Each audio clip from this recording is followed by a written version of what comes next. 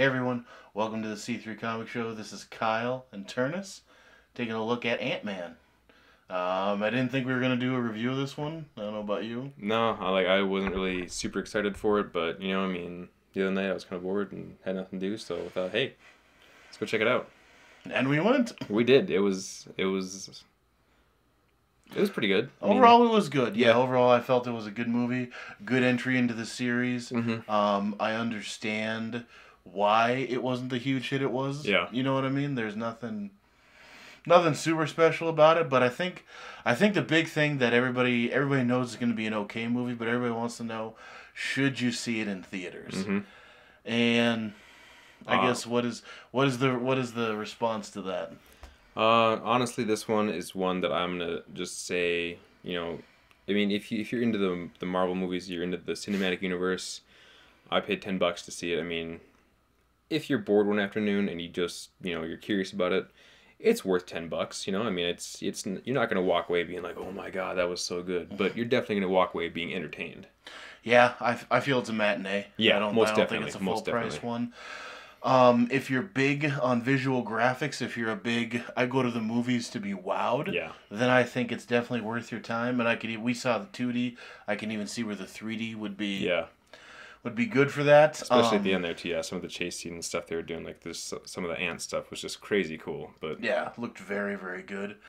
The big thing about this movie is it's not a superhero movie. It's not a Marvel superhero movie. It's really a heist movie. Yep. With the moniker of a Marvel superhero movie.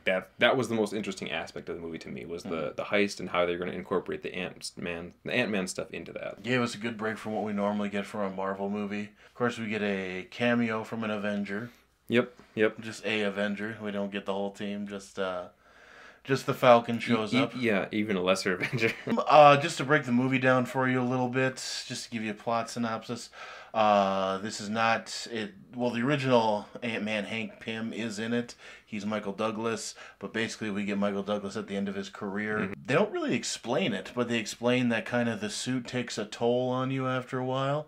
So that's why he's looking for Paul Rudd's character to be a new thief. I think what that was, they touched on in the movie, like they choose Scott Lang because he's expendable, but I think what the whole, I can't wear the suit anymore took a toll on me was kind of the callback to the actual comics, because, in the comics, apparently, Pym developed a whole bunch of different personalities. He, beat his wife and stuff like that.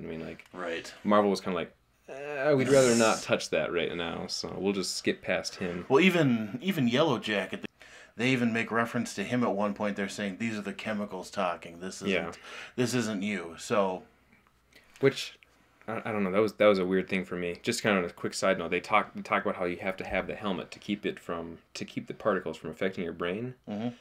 And they mention that briefly to Cross, the villain, but they never really go into it. They just say, "Oh, it's the chemicals talking." But it kind of seems like he was unstable to begin with, so I'm not sure if that was kind of a they just forgot to talk about that more, or they just didn't really go into it, or what. But yeah. As far as story structure goes, nothing we haven't seen before. Nope. It's pretty Marvel. We're introduced to the character. The character accepts what they have to be, and then the third act is the culmination of everything. Once Scott Lang became Ant-Man, he had a montage, but his montage was could have only been a couple days. Yeah. Because the way they set it up in the movie, basically it's a race against time. Hank Pym's trying to get him ready to be the next Ant-Man, and I don't know about you, but by the time he starts putting it on and starts training, they're he's days away from breaking this. Yeah. So I guess he learns karate. And he masters the suit and everything in a day or two. It's a montage, Kyle. It is a montage. You can learn anything in the span of a montage. So. Pretty much. Another kind of thing we want to touch on is this was kind of a weird one for a family dynamic. Basically, our main character is a thief, and he's not really. He's a good person, but he makes a lot of bad decisions. He's a very flawed man. Yeah. Which, of course, is right in line with Marvel's other heroes. If you think about Iron Man, everyone outside of Captain America is pretty flawed.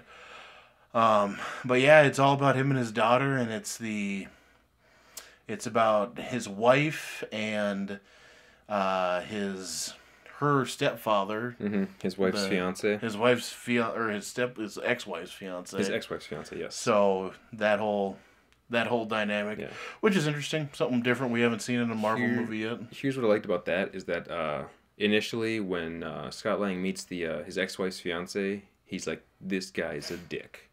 He's a cop. He's not, he doesn't like me, and they don't like each other. That's cool, but that changes by the end of the movie. Like they accept each other. You don't spoilers, Turnus.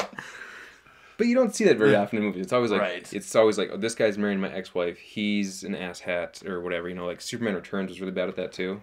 He turns out to be a jerk, and then mommy and daddy get back together, and the little girl has her family. But this one was like, it was great because at the end of the movie, Scott Lang was like, I appreciate what you do for Cassie, and he's totally cool with this guy being the stepdad. That was awesome to see. Yeah. Nice little switch from the old standby or whatever. Right.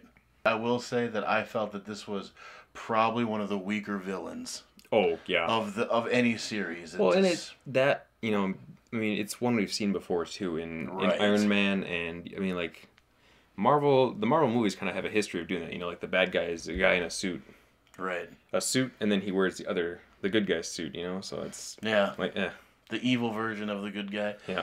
Yeah. This weak villain, Yellow Jacket. Yeah. I can't even see him coming back. No, not at all. And that's not to give anything away at the end of the movie, but he just doesn't seem important enough to bring back. Cast was amazing in this movie. Yes. Paul Rudd was great.